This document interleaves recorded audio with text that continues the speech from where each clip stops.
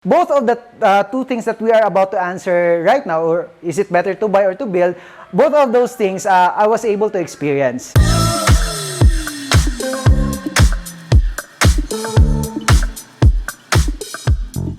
Just to make things easier, I've categorized 3 things that you need to consider for you to decide whether it is better to buy or to build a property. So these 3 categories that I'll be sharing is, number 1 is convenience, second is in terms of design, and third one is regarding the cost. So I just summarized in these 3 things for us to easily understand whether it is better to buy or to build your own house. Buying a house is actually more convenient rather than building your own house. For what reason? Number 1 is you don't have to go through to the designing stage, the selection of materials. Because if you're going to build a house, like for our case, everything the interior, the fixtures that we are putting in this house right now, all of it we have to go through the decision-making process. When you just buy a property that is ready for occupancy, what is already been fixed there, that's already the thing that you are going to buy. So this house, it took us almost 8 months currently right now we're running 8 months already in terms of the construction. So we were able to go through to a lot of process of changing the materials. Like for example, the tiles that we are using in our ground floor, it's white. It was a different color white, but we decided to choose this one. And like for example, this wall that you see right now on my left, so supposed to be it's just all paint, but we decided to create an accent wall. So yan siya, is naka-tiles na yan siya. And even our kitchen, so everything from the stage of the design, the layout, so putting the breakfast counter and how the layout of the cabinets will be in our kitchen. So those things you have to go through that process, especially if it's going to be your the house that you will be building is for your family or for your personal use. Tendency is that you'll get to be emotional with the planning stage, with the design. So it's not convenient. It's not convenient. Yeah. Like for our case, we overthink a lot of things in the design. So that's one. In terms of convenience, buying a house is much more convenient because it is as is where is. So you'll be buying as is where is. Compared to building your own house, you have to go through a lot of the planning, and also in terms of application for demolition, for building permits. So you have also to go through to that process. So whereas with buying a house, most likely you'll just have to apply for the move-in. Okay? So that's in terms of convenience. For the next point is in terms of design. So in terms of the design, building your own house is much better. Why? For you will be the one deciding the design, the layout of your house. Like for example, you can decide whether to put how many bedrooms in your house, how to look the feel and the layout of your house, compared to buying a house that is ready for occupancy. Whatever the decision of the former owner or the engineer who put in, or the owner of the property that you're going to buy. So kung ano yan yung design niya, that's what you're going to get. Whereas in building your own house, like for our case, we were able to decide how many bedrooms, how many toilet and bath that we will be putting. So like for our case, we decided that on our ground floor we will have an open layout. So on that side will be our kitchen, and then over that side is our pantry area, just behind the stairs. And then this is our living room, and the place that I'm standing right now is our dining. So we decided to have an open layout, and if I'm going to turn my camera,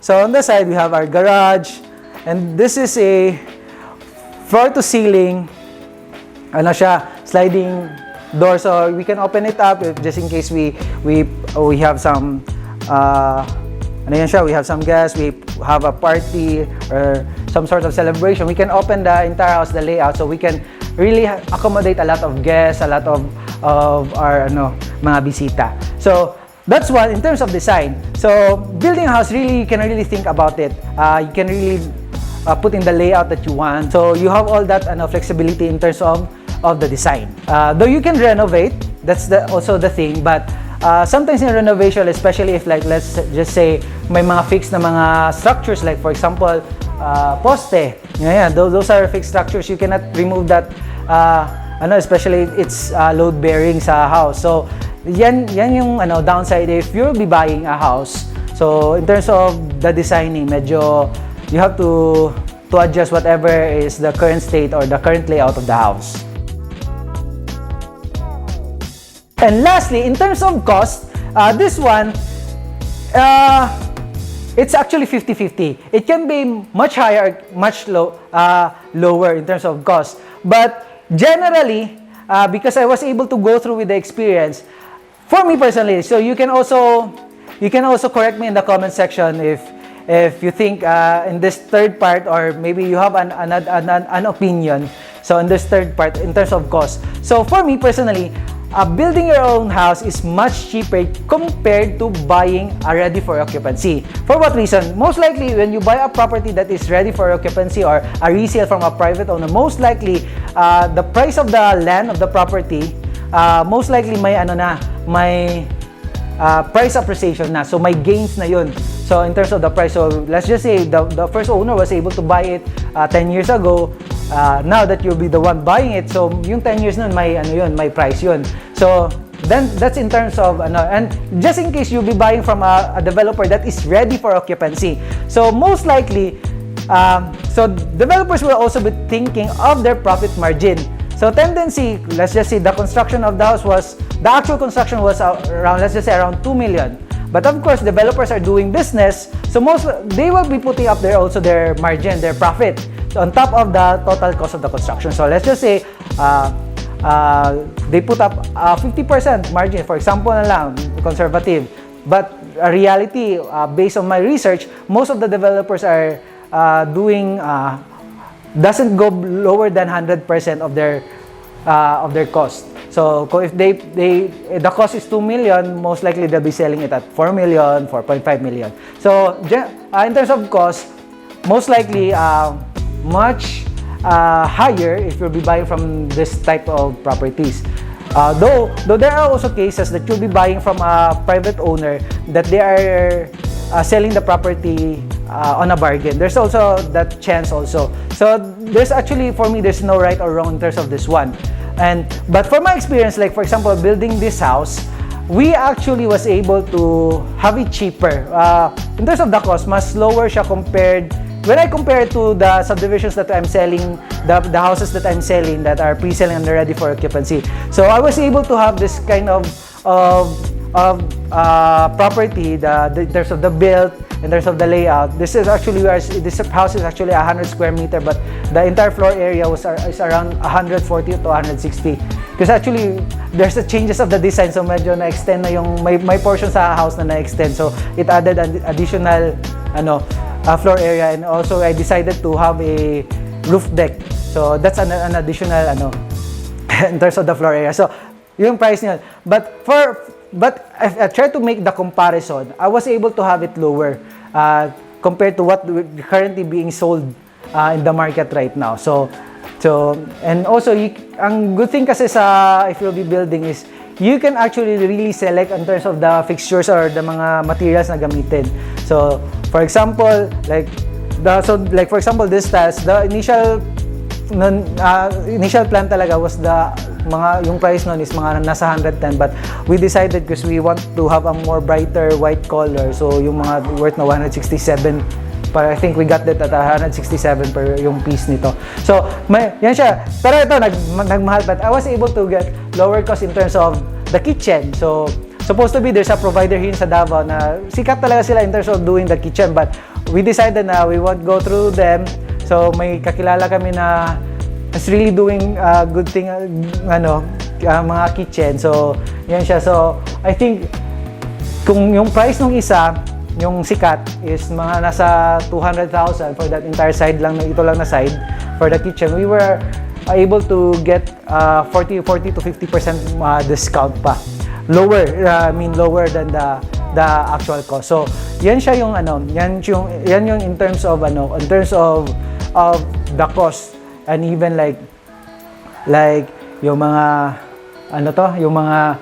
yung sa mga drainage namin, pipings and all the glass Yun siya. We were able to have to make it lower in terms of the cost. So yun din good thing kasi if you're building because you can also negotiate in terms of the price, and also yun siya, may pwedeng mo ma-bargain kasi pwedeng ma-negotiate in terms of the pricing. So most likely some of it are mas lower yung labor cost. So that's the thing about in terms of the cost. So for my experience for this house, comparing it to the properties that I'm selling that are ready for occupancy, I was able to get a much lower cost. So like for this house, if I'm going to sell this in the market right now, I might be selling it around 6 million, 5 to 6 million. But the actual cost for this one is like 30 or 40% much lower.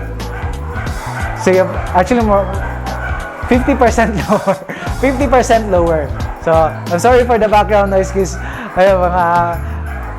it's already in the afternoon here, and I think our neighbors are walking their dogs. So that's in terms of the cost. Okay, so now guys, it's actually for you to decide. Okay, so based on these three things, which is better, to buy or to build your own house? So on my experience, so I'll be sharing on the next video why I decided to build this house. So please watch on the next video that we'll be uploading after this one, so you get to understand the reason. So the idea of this video is to give you these three things that you have to consider, just to make it easier, simpler for you to think. Is it better for you to buy or to build? So number one, again, let me do a recap. So number one, in terms of convenience, it is much convenient to just buy a ready for occupancy property. But in terms of the design, if you're the person who really wants to design your house, so you go for build. Then in terms of cost naman, you have to weigh in this one because